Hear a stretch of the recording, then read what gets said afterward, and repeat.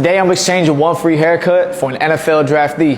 What's good, what's good? For a draftee? Yes, sir. You got a sale going on or something? Man, free cut. Yeah, free cut. I ain't got to say it. Yeah, you know how to do it, right? It's the best free cut you ever gonna find, man. You gotta trust me. Alright, trust me. Alright, let's a bet. Let's do it. Alright, what is your name and what do you do? I'm Stephen Smith. I do property maintenance. And what is your name and what do you do? Man, my name is Kayvon Thibodeau. We're here, 2022 NFL Draft. What is y'all relationship? Step Pops. Oh, that's my stepson, man. Where y'all from? California, born and raised. How was it growing up in Compton for y'all? It was cool, man. We had a lot of fun. There's a lot of bad stuff, but at the same time, though, man, you know, we make the best of it.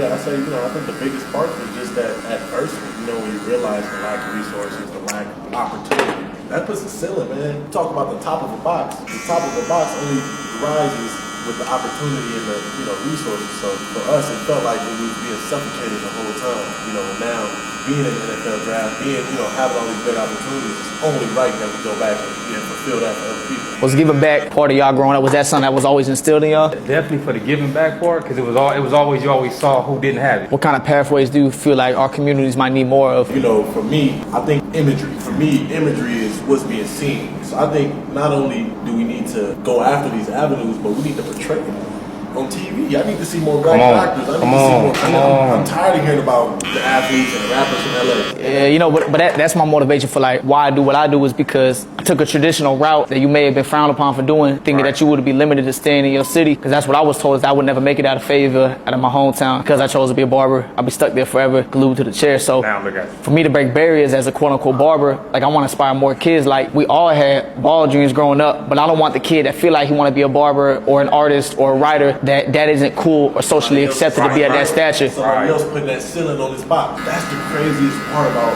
this world, is that for people who can't fathom or understand, we create a label. Seeing him grow up from a young kid to where he is now, what is the biggest changes you've seen in him? His leadership, his discipline, his God-fearing. Like I remember times just praying. You remember that? Just praying? Yeah. Like that's one of the proudest things to me. Developing to who he already was and just seeing who his mom had already just molded him into and just him taking to it. Like, oh man, like Before your life changed forever, like what would you tell him moving forward after tomorrow? But for me, being God-fearing, that's easy. Just stay humble and God-fearing. That's it. Keep God first. It's an easy call. All right, Pops. Let's see what we got. Let's see what we got.